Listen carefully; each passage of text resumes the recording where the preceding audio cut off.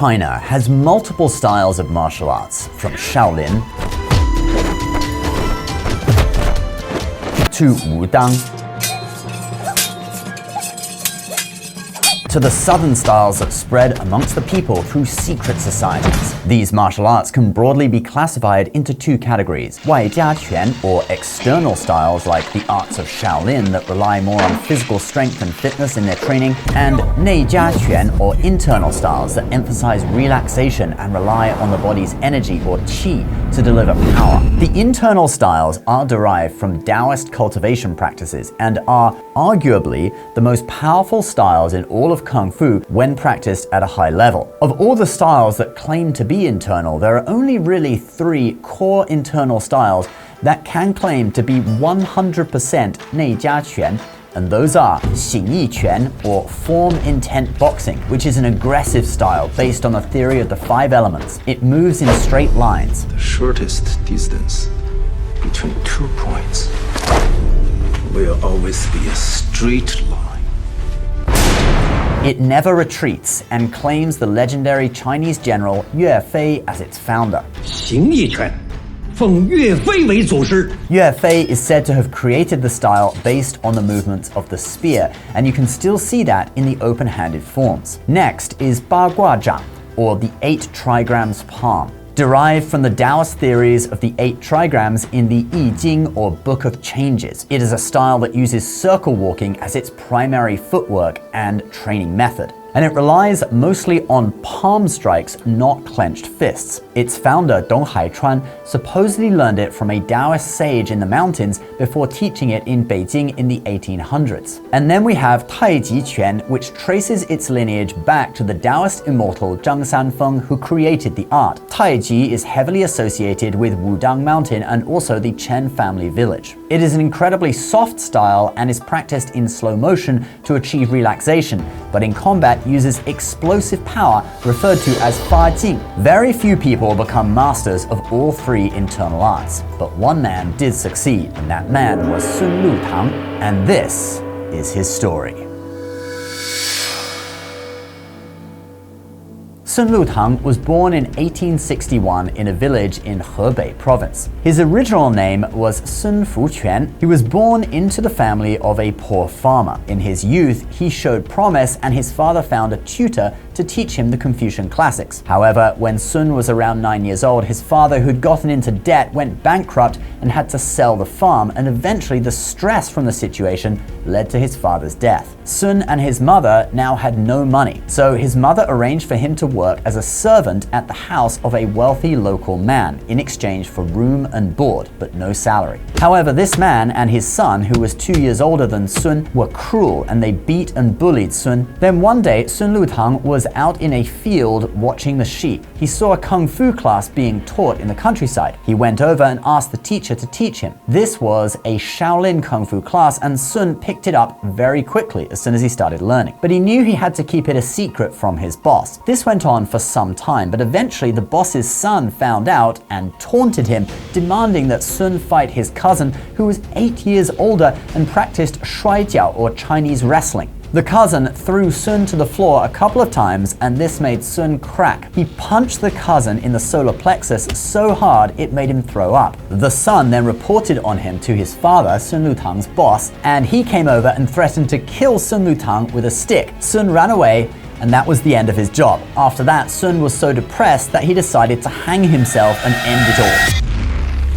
But it seems the universe had other plans for Sun Lutang. A few seconds after he started hanging there, dangling from a tree by the side of the road, struggling to breathe, 2 strangers came along and cut him down. They brought him back to his mother, and she explained the situation. These 2 strangers wanted to help and said that they would transport Sun to stay with his uncle in another town, something Sun's mom had wanted to do originally but didn't have the money to make the trip. So Sun goes to stay with his uncle, who has a shop selling calligraphy brushes. So he's working at this calligraphy brush shop and Sun starts writing with the brushes. The uncle recognizes Sun's talent and first sends Sun to a teacher to study the Confucian classics. Now this teacher has a friend who is a martial artist, and one day he comes over and Sun shows that he knows some kung fu too. This martial artist is a man named Li Kuiyuan, who is not this mathematics professor from the University of West Florida, but instead a teacher of xingyi quan, and we don't have a photo of him, so let's just make the math professor black and white and put him in a kung fu outfit. Li agrees to teach Sun xingyi quan.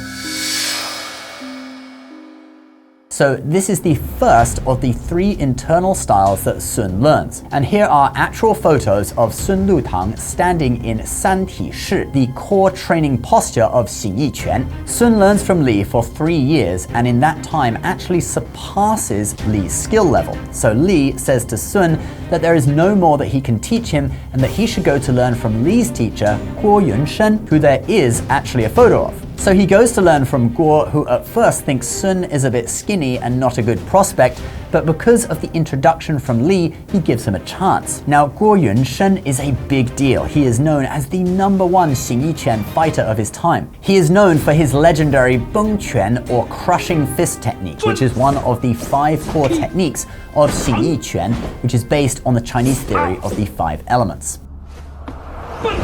There is a story about how Guo realizes Sun is special and takes him as a formal disciple. One day, Guo asks Sun to prepare 1 horse for a trip to a nearby village for a meeting. Since there is just 1 horse, it is only Guo that rides it and Sun is expected to run behind and keep up. Guo keeps whipping the horse to go faster and faster, and Sun keeps up. Eventually, it does go too fast and Sun uses his skill to jump on the back of the horse without Guo realizing. When they get to the destination village, Guo looks back and Sun immediately jumps down off the horse. At least this is the way that Sun's granddaughter tells the story in a Chinese documentary on Kung Fu. 他就啪一下跳在马背后头，轻轻地搭着棍，国人都没发现。但他刚要一回头，咚下去了。一看还在后头呢。 Some people say he just kept up with the horse. Either way, they then enter the village and both of them sit down for a rest and Guo says, okay, it's time to go home.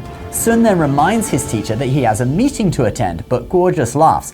There was no meeting. The whole thing was a test, and the two walk back next to the horse, and Guo tells Sun that he will formally accept him as a disciple, but he must be by his side at all times. Sun agrees and becomes a formal disciple, and Guo makes him do nothing else than just stand in san ti shi for a whole year. This gives Sun a base of internal power, and he goes on to study with Guo for 7 or 8 years, depending on who is telling the story. He masters the style. After these years, Guo then recommends Sun study bagua zhang with Cheng Tinghua in Beijing. And Sun's collection of teachers really starts to read like a who's who of internal martial arts. Cheng Tinghua was a student of Dong Haichuan, the man who had learned bagua zhang from a mystical Taoist in the mountains and moved to Beijing to popularize the style.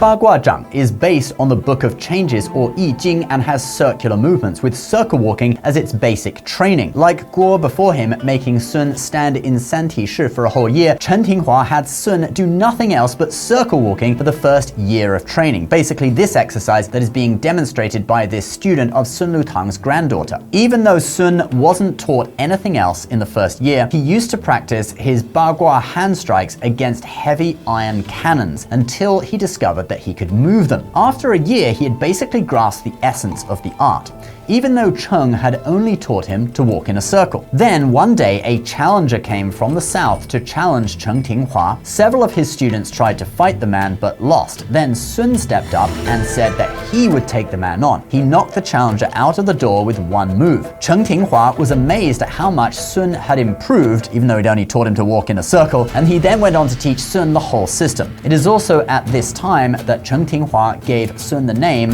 Lutang. While learning bagua zhang, Sun enlightened to the fact that the Book of Changes or I Ching could explain not just all of bagua zhang, but also all of xingyi too. He writes in the preface to his book on bagua, 易之为用，广大精微. The usefulness of the Book of Changes is broad and profound. This made Sun delve deeper into Taoist cultivation, and starting in 1885, he goes on a journey, learning from Taoists in the mountains of Sichuan province and also spent time on Lutang mountain. After this, he heads back to Beijing, where he meets the teacher of the last of China's 3 internal styles, Taiji Quan.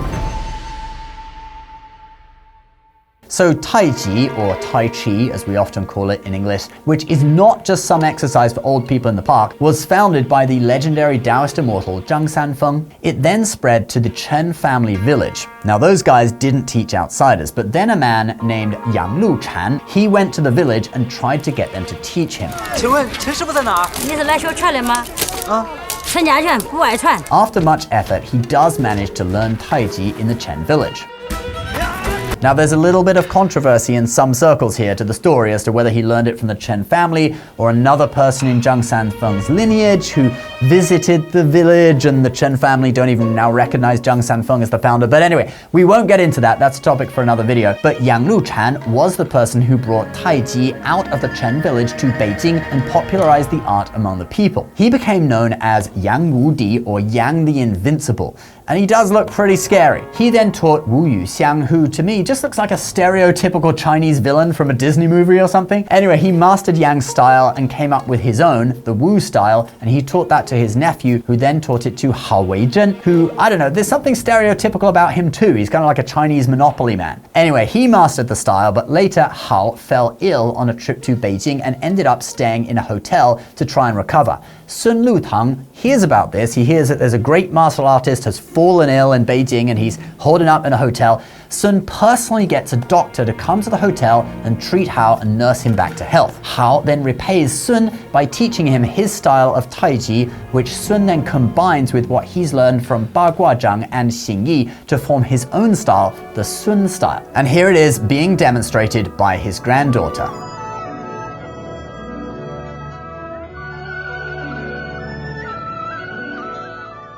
Now there may be some controversy in some circles about this too, altering what Zhang Sanfeng taught first to the Wu style and then changing it to the Sun style.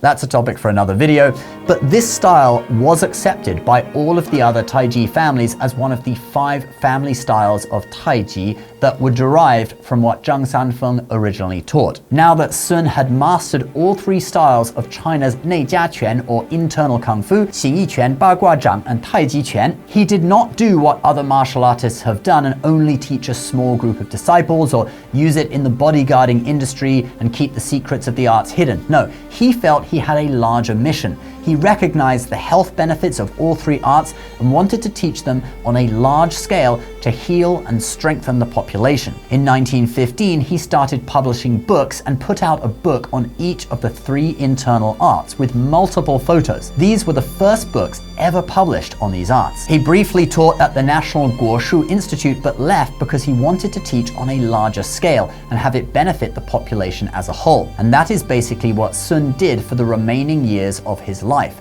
returning to teach in Beijing in 1931. In his senior years, Sun Lutang got so good at understanding the I Ching that he used it to predict the exact date and time of his death. He went back home to his village in December 1933 and went into a continual state of Taoist meditation. And on December 16th, the date that he had predicted, he passed away.